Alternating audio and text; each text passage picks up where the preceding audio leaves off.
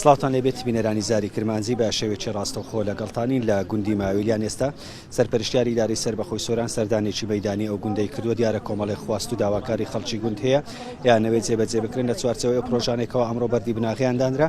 ئێستا بزانین مختاری گوندی ماویلیان کاک مشیر ئەگەر بیتە لای من لێ بپرسین وەکو مختاری گوندی ماویلیان کە ئەمڕۆ ئێستا سەرپەرشتیاری ئیدارەی سەربەخۆی سۆران و قایم قامیروان سلێرن چ داواکاریەکە؟ ئەمن داواکاری خۆمان گەیاندیە بە خۆی دیتیان پێش بە داواکاری ناکەم لەوێ تا ئێرانە پێلاویانە خمە سەسەری خۆ زۆر لێ مەمنونم دەستیان خۆش بی کردیتیان خۆمونیان زیاتر کا ئینشاءالله زیاتر شکەن و ئینشاءالله زادەکی باشن وەکەن ئەوەی مەقسەدن میلۆنەکەن ئینشاءالله.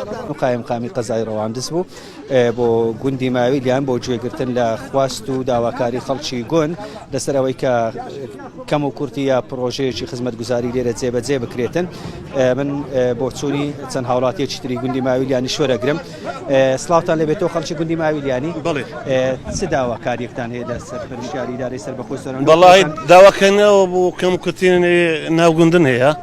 ئەوە جەنابی کاگەڵ هەر ئینشاءالله وعدی پێداین ئەوەندەی کراوە وعدی پێدان ئەوەندەی دیشکەش بکرێتن ئینشاءالله پشت بەخوای گەورە. ڕێگاوبانە وەڵاهی ڕێگاوبان و ئێستا ئەوانشن تەقریبەی لە مێژە ئەوە کرایەوە ئێستا خەریکە تێک بچن ئینشاءالله ئەوانش تەکلیفن لێکردین ئینشاءالله ئەوانش جێبەجێکردن پشت بەخوای گەورە. دەستخۆشیان لێکەین بەڕاستی. بۆ چوونی کەسێکی لە ماویلیان وەرە بگرم مامۆست جەنابتان چ داواکاریەکتان؟ داواکاری پێشەچی دەستخۆشی لە هەم لە حکوومەتی هەرێمی کوردستان و هەم لە جەنابی قایم قام لە ئیدارەی سەربەخۆی سۆرانەکەین جەنابی کاکشی خەلگۆدی بە تەک دەنجی ئێمەوە هات. زۆر سپاس دەستوساوی خۆش بن.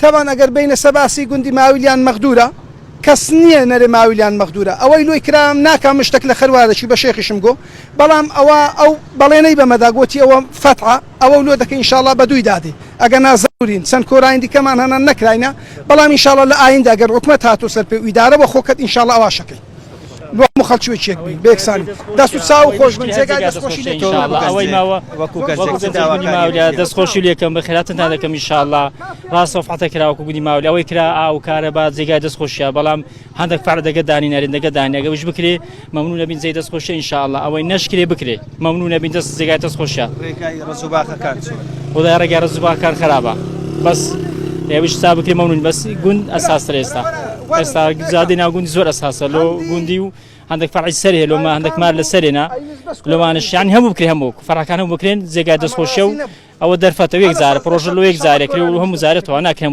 پرۆژە دەربچی و خۆش نییە دەستیەوەش خۆش بخێر بێ سەرچاو هەیوەستەکەوتن ئینشاءالله. بەڵێ بینەرانی زاری کرمانجی ئەمەش خواست و داواکاری خەڵکی گوندی ماویلیان بوو لە سەردانێکی مەیدانی سەرپەرشتیاری ئیدارەی سەربەخۆی سۆران بۆ گوندی ماویلیانکەوە داوای جێبەجێکردنی پرۆژەی خزمەتگوزاریان دەکرد کە ئەمڕۆژ لە چوارچەوەی پرۆژە خزمەتگوزاریەکان کار و پرۆژەی خزمەتگوزاری دەگاتە گوندی ماویلیانیش لە سنووری قەزای ڕەواندز.